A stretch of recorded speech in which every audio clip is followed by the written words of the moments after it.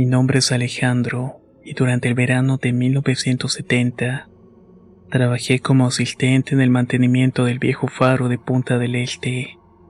Aquel edificio era una estructura imponente y solitaria que se alzaba frente al mar. Había guiado a los navegantes durante generaciones. Sin embargo, también había sido el escenario de numerosas leyendas. La gente las contaba como un susurro, como si temieran que el faro pudiera escucharlos. En aquel tiempo tenía 20 y tantos años y no prestaba tanta atención a las historias de fantasmas o maldiciones. Lo veía como una oportunidad de escapar del tedio del Montevideo y ganar algo de dinero mientras disfrutaba la brisa marina. Nunca imaginé que ese verano cambiaría mi vida para siempre. Llegué al faro un lunes por la mañana y el encargado principal, don Emilio, era un hombre de unos 60 años. Tenía una barba blanca y ojos cansados. Me recibió a la entrada y me saludó con una sonrisa que no alcanzó sus ojos y me guió al interior del edificio. El faro era más grande de lo que había imaginado. Las escaleras de caracol parecían no tener fin, y cada paso resonaba como un eco que se perdía en la altura. Don Emilio me llevó a una pequeña habitación en la base del faro donde pasaría las noches. Es un lugar tranquilo, pero es bastante solitario, me dijo mientras dejaba mis maletas en el suelo. Si necesitas algo, yo vivo en la cabaña junto al faro. Pero recuerda, después de la medianoche es mejor no andar por aquí. ¿Por qué?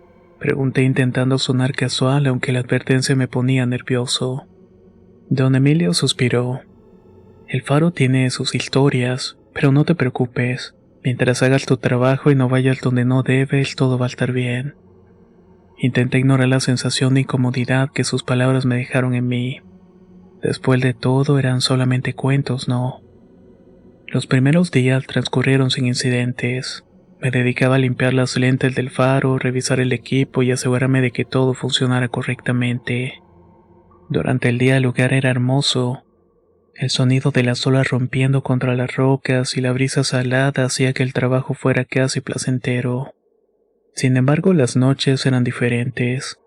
El faro se transformaba en un lugar sombrío, lleno de sombras que parecían moverse por los pasillos.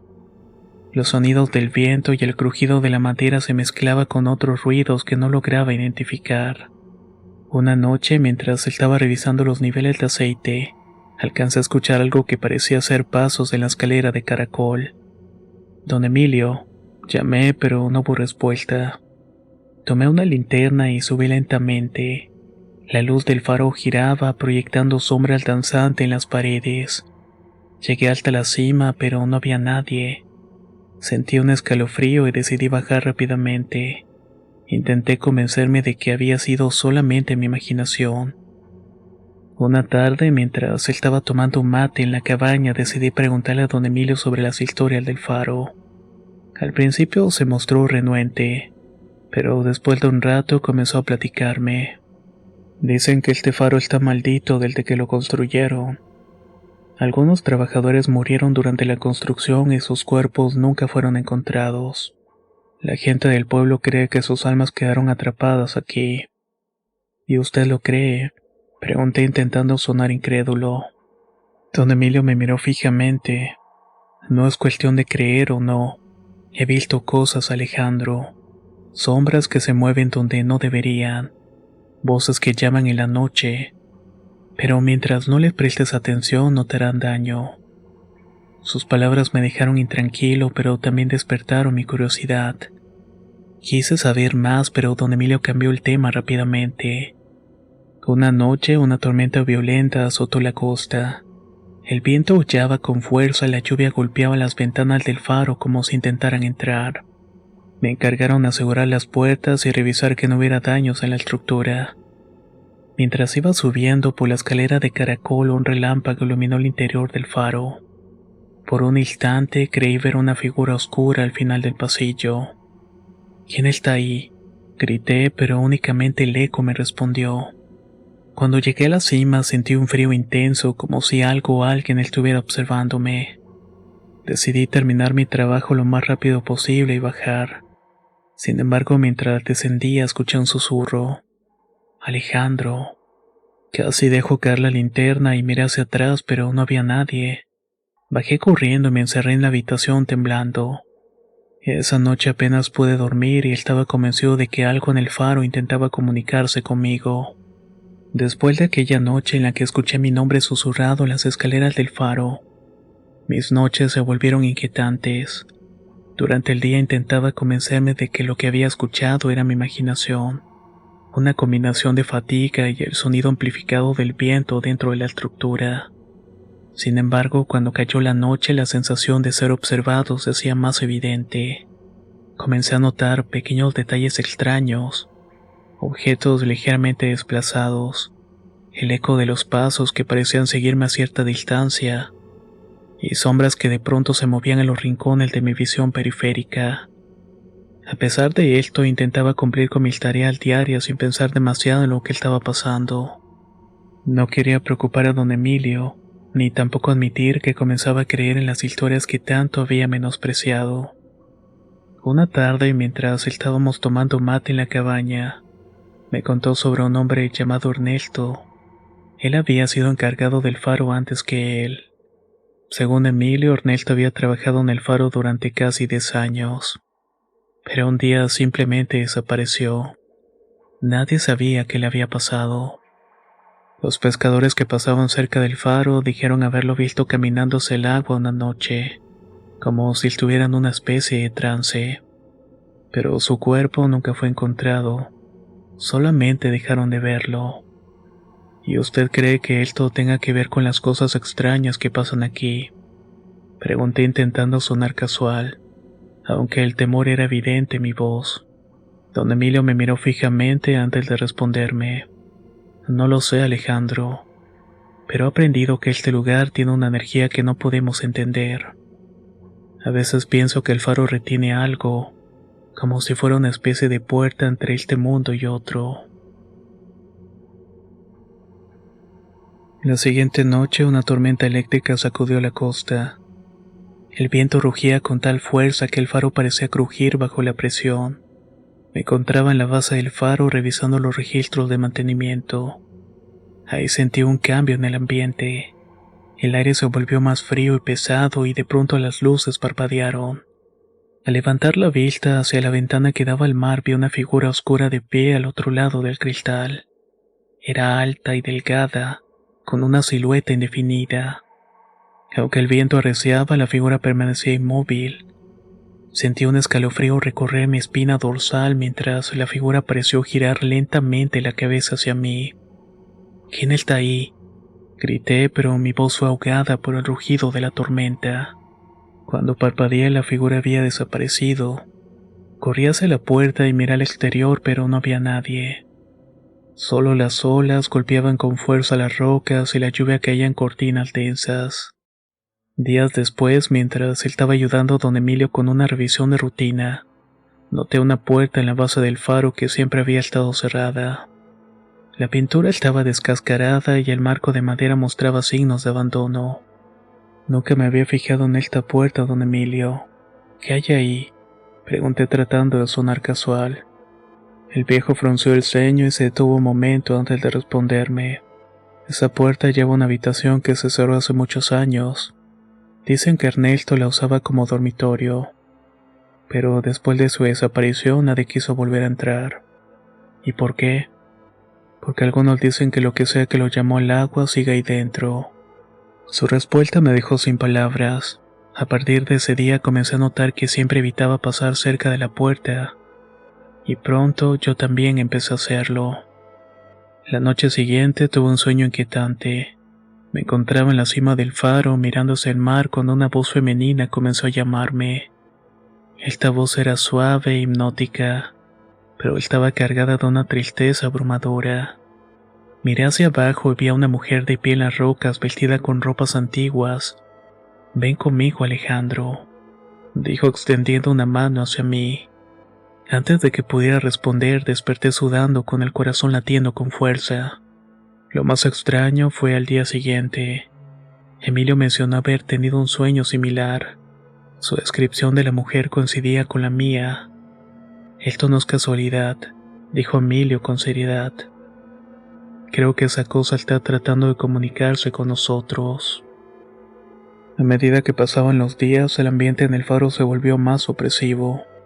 Las sombras parecían más tensas, los susurros más claros, y la sensación de ser observado nunca desaparecía.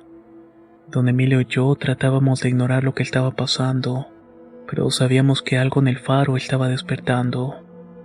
Una noche, mientras revisábamos la linterna en la cima del faro, don Emilio me confesó algo que me heló la sangre.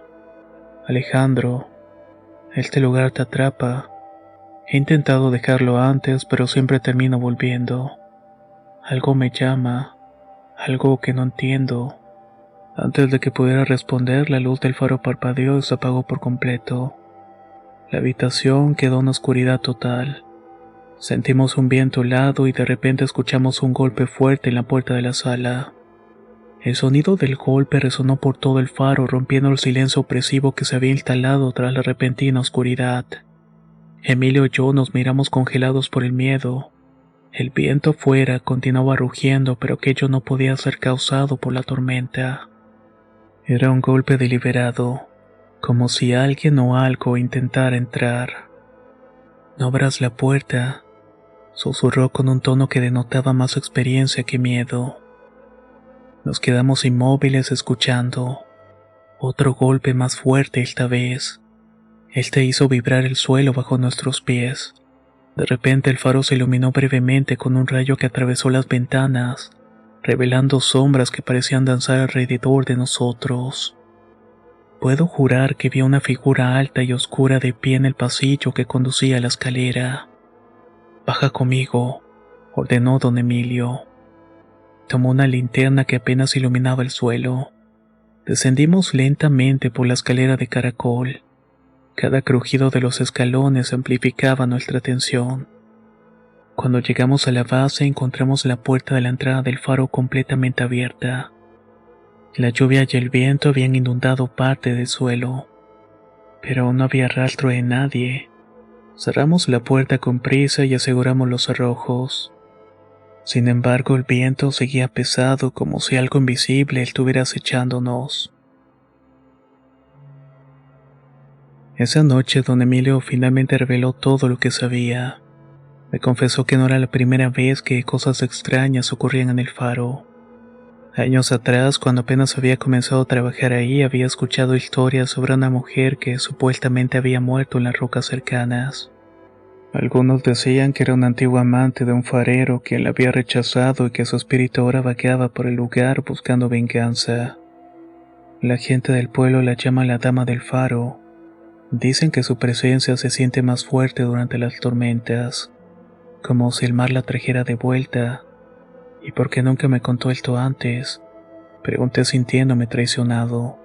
Porque no quería asustarte. Pensé que si te mantenías ocupado y seguías las reglas estarías a salvo. Pero creo que ahora es demasiado tarde.